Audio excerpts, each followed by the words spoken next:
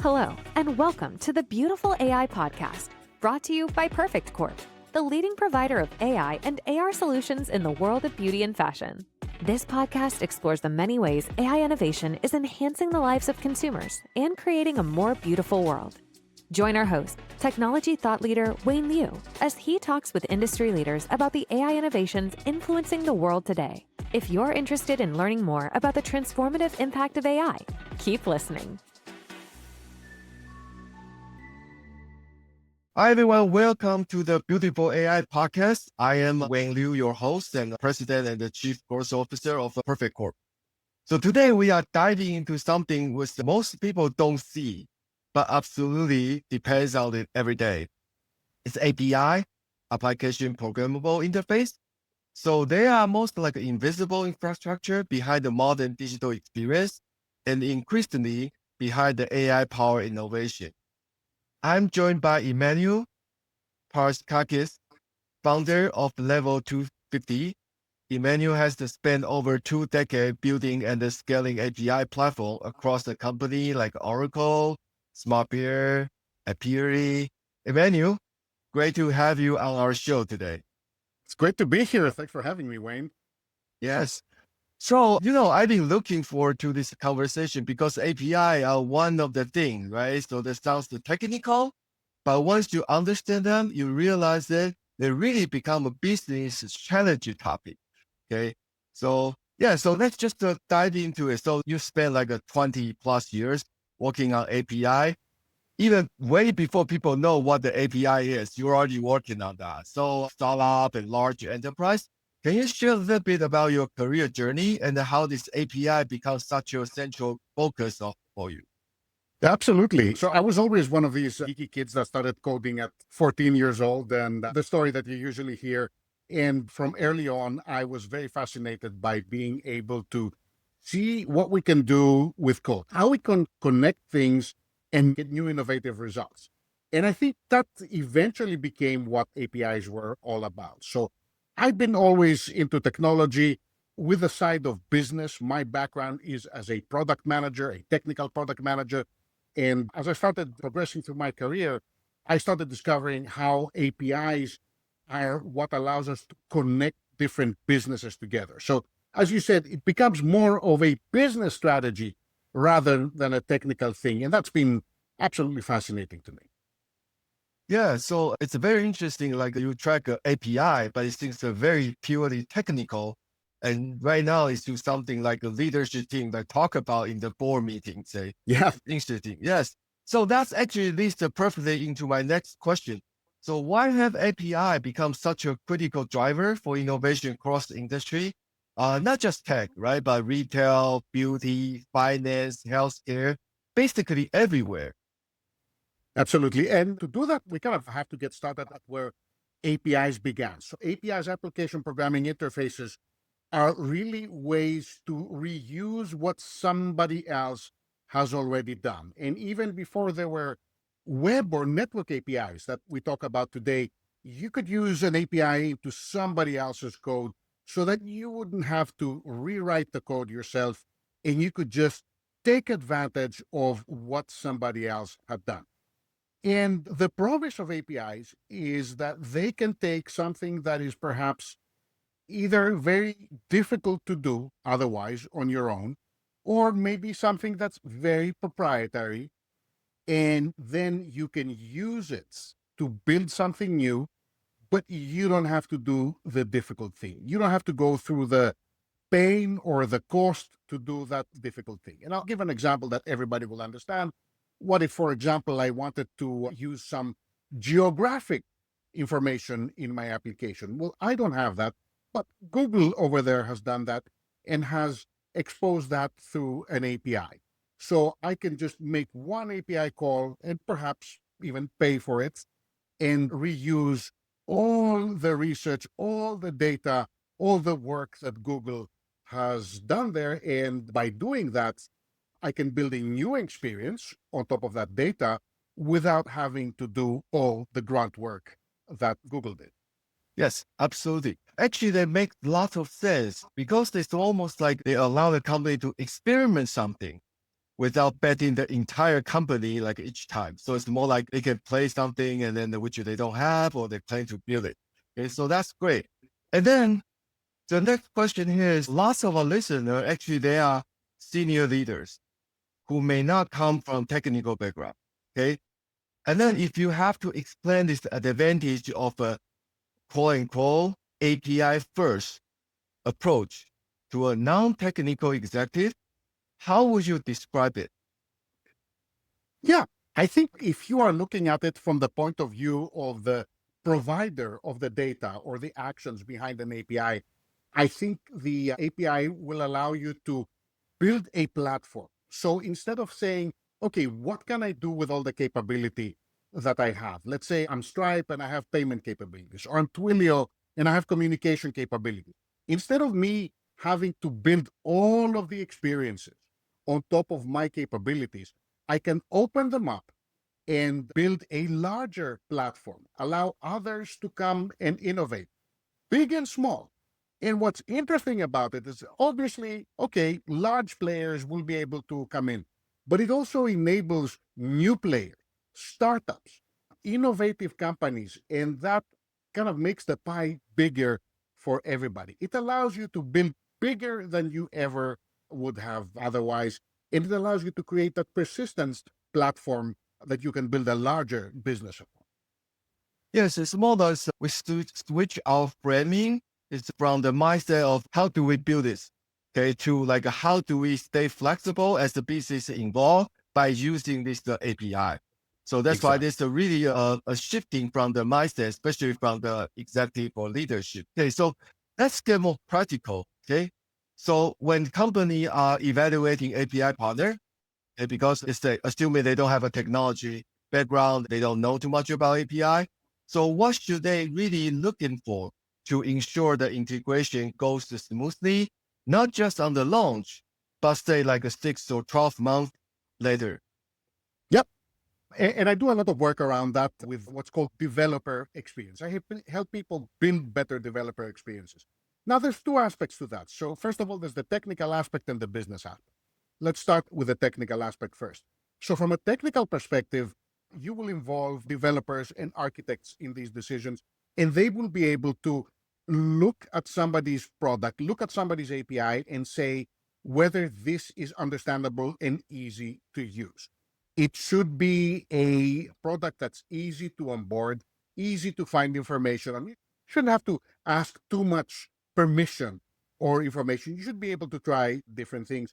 And what you will find in the best companies that do APIs is that they give a lot of not only documentation, but sample code that you can reuse, tutorials, the ability to find support and information quickly, and so on. From a business perspective, it should be something that we can understand the pricing, so we can understand if we use this API a lot, what is the cost going to be to us? It should be something that we can understand how it's going to evolve, because the last thing you want is for the API to break while you start using it. You build an application, and then all of a sudden there's changes, or there's a security issue, or an availability issue even, and then the API breaks and your app is dead in the water. Bad experiences for your consumer. So all of these are things that you are going to evaluate and understand whether it's something that you are going to feel comfortable using in the future. So what you say here is more like a API is not just a technology. It's also include the developer experience, which you talk a lot in all these developer conference. And also it become more like a pricing or budgeting strategy, because most of API is like a on demand, right? Pay as you go. It's not like a traditional SaaS. You already know you pay the C or pay the 2C. So this kind of thing. So actually getting to API, technically, you not just evaluate the technology, but also the user experience and what's the pricing strategy. You're getting to the like a growth stage. Actually, it's not something which easy, right? So because it's more like a holistic, you get into many parts of the business.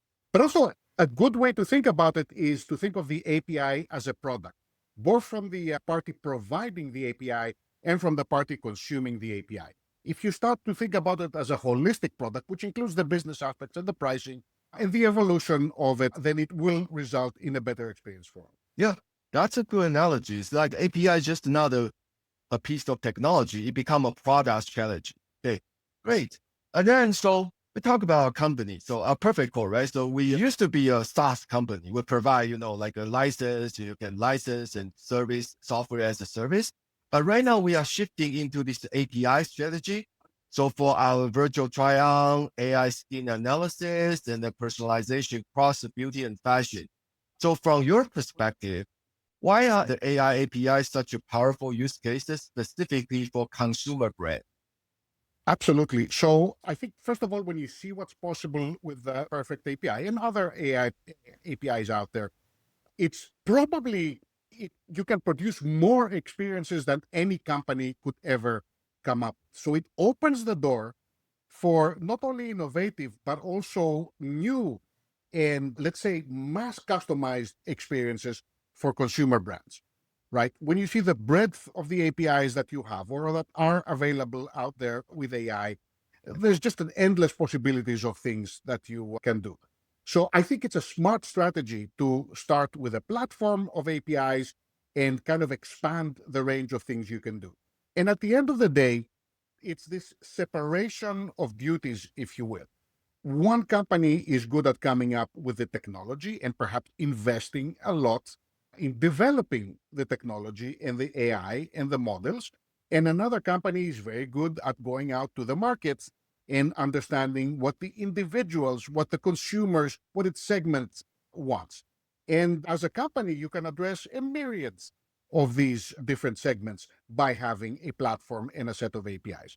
And by having the breadth of APIs that you have, your customer can start easily with one API, let's say, something simple like a background replacement API, and then progressively expand out to many more use cases as they gain familiarity with your product. If you're interested in this conversation and want to learn more about AI solutions for your business, consider booking a demo with Perfect Corp at www.perfectcorp.com/business. Contact us today and see how our selection of AI and AR solutions can take your business to new heights. Now, back to the episode. Yes, absolutely. So this actually is exactly what we see in the brand because we have, AI is evolving, not just evolving, but fast, really rapidly. And company, of course, like our company would build this data technology for the past so many years. And then also like OpenAI and then the Google, all these player. But thing is that the brand, they probably want the AI power experience, but they don't, or they cannot to have this capability to build such a deep, like a machine learning team infrastructure themselves. So from your perspective, how do API help them, especially, in the AI era to move faster while still delivering the sophisticated AI experience? I think it goes back to what we talked about in the beginning, where you say, okay, well, it's easy for me to try something out. I don't have to go invent, let's say, if I want to have a live avatar speaking certain things to my customer, I don't have to go invent that. And if you take it to the extreme, I think the best example of this is you mentioned OpenAI. I don't have to invest billions in coming up with a foundation model to be able to take advantage of that. So it allows any customer to come in and even for free try out and see if things work. And if things work, great. They can be inspired, they can create new things, they can do different things. And for consumer brands, that's very important because it allows the consumer brands to focus on the individual that they serve. Let's say it's, teenage students in Manhattan. That's a specific segment. And your customer can go and focus on that specific segment and not build out the technology.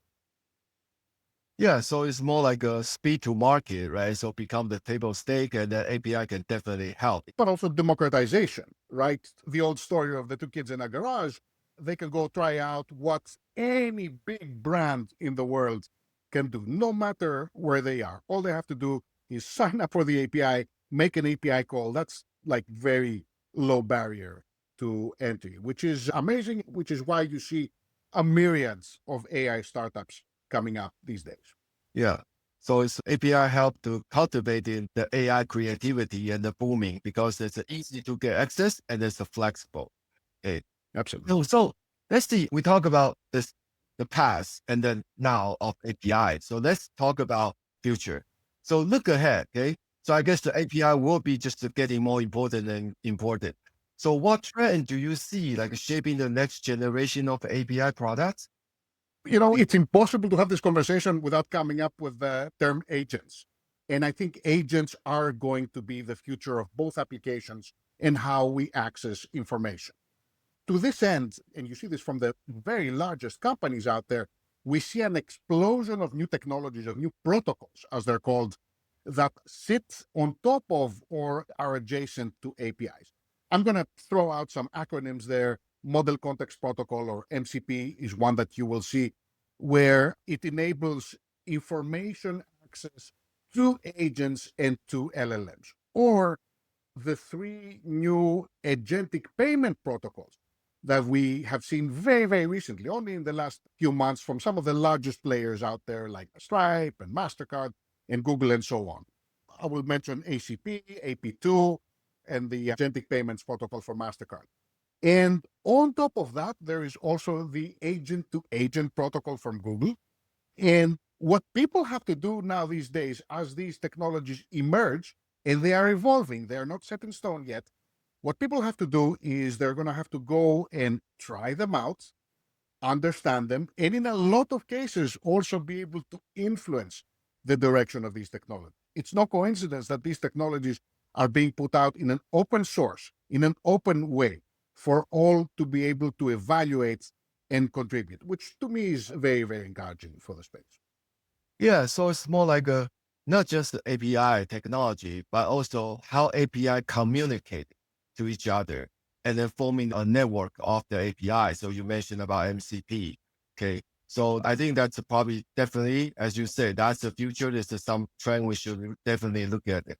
Okay. I want to just, it's more like an additional, just do a little bit deep dive on this topic because you mentioned about API first, right? And then actually, I still remember in your presentation, which that's how we get to know each other. You talked about API first, design first, API product, and code first, right? You have these four circles. Although we don't have a blackboard to draw this, but can you just quickly tell our audience, because if they want to know more about this, they can definitely go to your training classes or like a consulting service to talk about it. So give us some framework about your like four circles of API. Absolutely. So I would say the first circle I want to talk about, and we mentioned it earlier, is the concept of API as a product. What used to be the case is APIs were thought of as a technical thing, and they would be the domain, let's say, of the engineers, where the engineers had the data and they would say, okay, well, as an afterthought, we'll give you some access to the data. And as a consumer, you're going to have to adapt to whatever we give you. The concept of products, API as a product, kind of reverses that and says, look, we are going to create an API for the needs of consumers. So we are going to go out and look to the markets and perhaps put ideas into the market and get feedback from those ideas such that we will create an API that the market wants to consume with intent. So that's a good thing, because what it does is not only it minimizes the work that we have to do internally, but it also ensures a good return on investment, and also, not to mention the reputation cost of putting the wrong products out there into the world and creating a bad experience. So that's API as a product. Think of it as in the same way that you would treat any other product, whether a physical product or a software product that has a user interface and a design. You will put that into the product. And the pricing aspect also comes in that you mentioned earlier. From that follows the idea of API first. And API first, all it means is we are going to start with the idea that we are going to have the data in our mind first, our capabilities, if you will. I mentioned Google Maps in the past. If they're doing API first, they're saying, well, what data do we have? What's so great about us? What is something that we have that other people don't? Or if I am Stripe making payments as APIs, for example, I have worked hard and invested a lot in making payments global and very reliable. That's something I have that other people don't. So I'm going to start with an API for that. And instead of thinking about creating all the experiences out there in the world, I am going to open it up and allow others to create experiences in the hope that this pie is going to be much larger than I could have done otherwise. So it allows Stripe or Google to focus on that aspect only instead of focusing too wide. Then comes the concept of API design first. And API design first kind of follows the user interface design that we would do. The idea there is that, okay, now that we're thinking about the API and now that we have the concept of the API as a product, now we're going to design that experience for developers and for the consumers, whoever's building with the API. And the idea there is just as you wouldn't think of creating a mobile application and not doing a design, or not taking your design out to a focus group or to some of your prospective users and saying, okay, what do you think? Give us feedback. How could we make it better? Does it work for you? We do the same thing with APIs. And kind of at the end of that is the concept of API code first, which is a little bit the opposite of design first, where we say, well, we're kind of in a hurry. We're going to write some codes and kind of the design might come out of our code and it might be good or it might not be good, but it's not going to be designed with intent. It's going to be designed with speed in mind. And all of these strategies can be used in combination, and they also are appropriate for companies in different stages. For example, code first is good perhaps for companies that want to move fast, are in an early stage, and so on. API as a product is appropriate for companies that have that proprietary technology or data that they want to expose out there. So all of these you can use in combination. And that's just terminology that we could sit here and talk about for hours. Yes, absolutely. Yeah, so amazing. Yeah, so this framework actually really clearly identify what kind of company is your company, and then what's the next thing for you. So this will give a very clear framework. So it's great. So I guess just to wrap things up, okay, so if you were advising the brand just to start this journey with API, so very based on this digital experience, what advice will you give it to them? So this would depend if that friend is wanting to be a provider of APIs or a consumer of APIs. And if you were a provider of APIs, what I would say is from an early stage, start with intent. Start with researching your market and who you're going to serve. I like to use this framework of, API stands for application. Think of the application first. What is the thing that you want to do? And then who the programmers are. So create something that the programmers of that application can use. And then you can think about the actual interface, the technical details for it. So don't do it in reverse. Don't come up with the interface for it. If you are a consumer of APIs, then what I would say is, first of all, learn and be very familiar with different APIs out there. Don't just go and explore one API. Learn to use many different APIs. And look for the companies that invest and talk a lot about the so-called developer experience, because those companies are investing in the future and they are going to be around. They are going to keep the API available and secure for you so that when you build an application on top of their API, you can be sure that the API is not going to stop working, is not going to have problems, and is going to continue to be supported. Because there's nothing worse than an API stopping to work. As we said before, your users are going to have a bad experience. They're going to blame you, not the API providers. They don't know the API provider.